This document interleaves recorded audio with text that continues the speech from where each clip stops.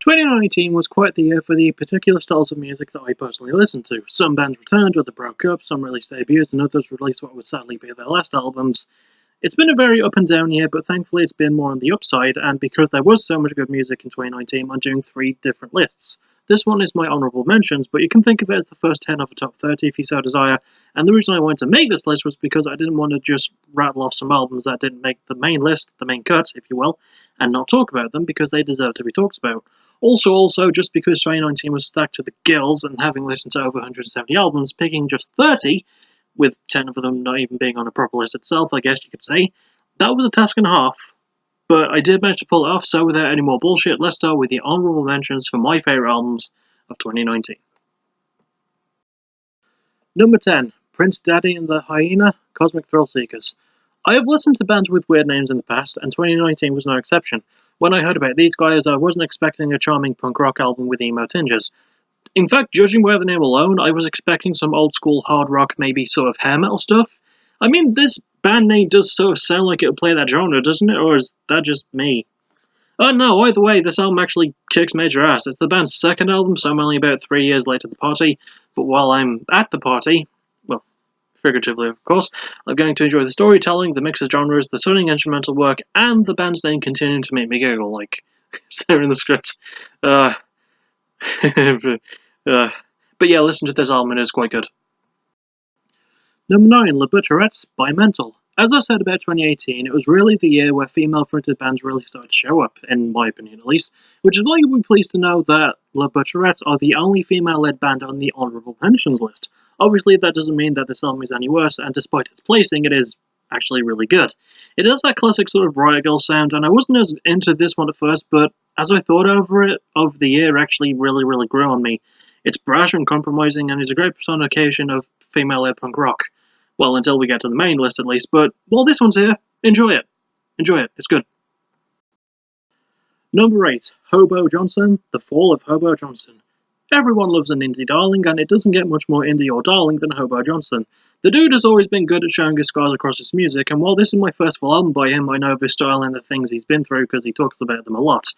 This album does show growth too, as it shows his struggles with the music industry, his career, and his romantic life.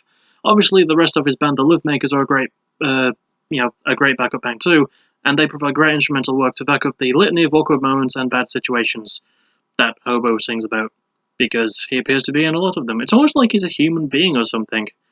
But yeah, that does come across really well, and it makes for a very emotional album, so yeah. Number 7, La Dispute, Panorama. La Dispute are another band that I'd heard of before, and this is once again a first for me, but it was also the band's first album in 5 years. They're known for their poetry, and their songs are based on real-life events that happened in their personal lives, leading to interesting concepts like this album has.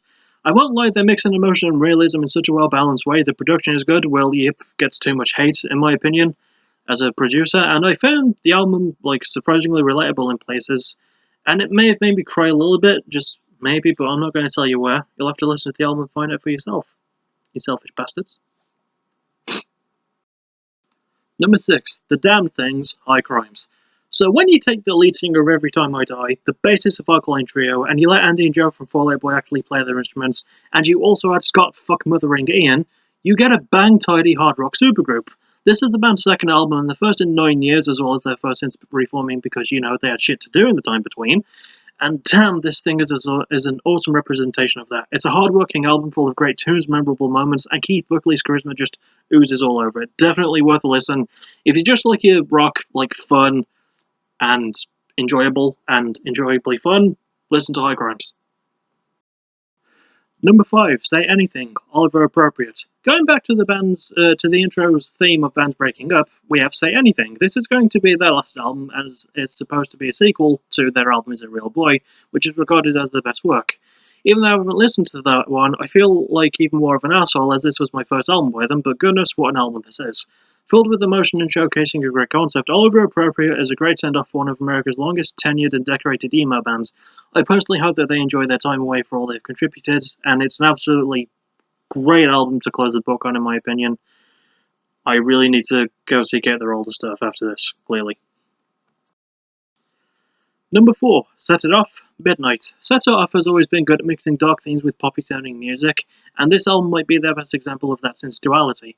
Heck, I dare say that this one's even darker than the band's usual stuff, which is the route I wanted them to take personally. Good production, lyrics, performances. I just wish I'd gone back to this one a bit more over the year. That is my bad, and I do apologise. But an easy way to rectify that is to give it a spin or two, which you guys should do as well, as it is a really good album. If you just like your pop rock, but it's like really dark and sort of mysterious, tinging on emo, then you'll enjoy this. And even if you like your heavy metal, like I do, you'll probably enjoy this. I don't know. I'm more diverse than people think.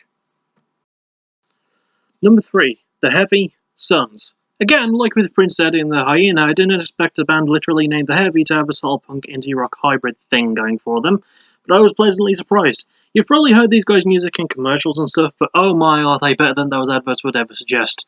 If there were ever an album that should put more attention on this band, this is it, in my opinion. It's my first of hopefully many of theirs, and the heartfelt lyrics, great vocals, and absolutely fantastic guitar work are some of my favourite of the entire year. I would put this album on my personal list, and hopefully on yours too, if you did get the chance to listen to it. So, yeah, it's still not too late, even though it's 2020 now. Seek it out, trust me. Number 2, Norma Jean, All Hail. Norma Jean are typically a band that grace a lot of music critics' best-of lists, with their previous 2 albums being prime examples. This is my first ever album by these guys, and I really regret not hopping onto the train sooner. To be fair, this is about what I expected from Norma Jean to sound like as someone who hadn't heard a single song before this album. That sound being, really slick, good, produced cleanly, but still maintaining its edge.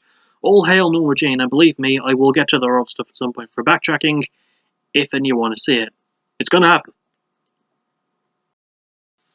And my number 1 honourable mention of 2019, Refused War Music. And behold my number 1 honourable mention. This is my first Refused album. Well, technically my first Refused album, as in the first album that I refused to listen to was MO by BMTH, because fuck that band. This is the first album that I listened to by Refused, is what I meant to say, and it's their second since they re-reformed in 2014. I think it's a good jumping on point for me, even though most professional critics who know what they're doing say that the sound is a bit too old. To me, most hardcore punk in 2019 has been pretty solid, so having a band who revolutionised the artiest side of it, like Refused, put out an album like War Music in 2019, that's not something that I'm going to complain about anytime soon. Maybe it's because I'm not a professional critic and, I just enjoy the music that I'm listening to, but, what the hell do I know? But anyway, congrats to Refused War Music, and I really hope that Cyberpunk 2077 is a really good game, because it looks like it's going to be. And that'll do it for the honourable mentions. I will see you soon, tomorrow, for the first 10 of my top 20, or, most likely from 20 to 11 is what I'm going to do. So, yeah, as always, thank you for watching. You're awesome. Bye-bye.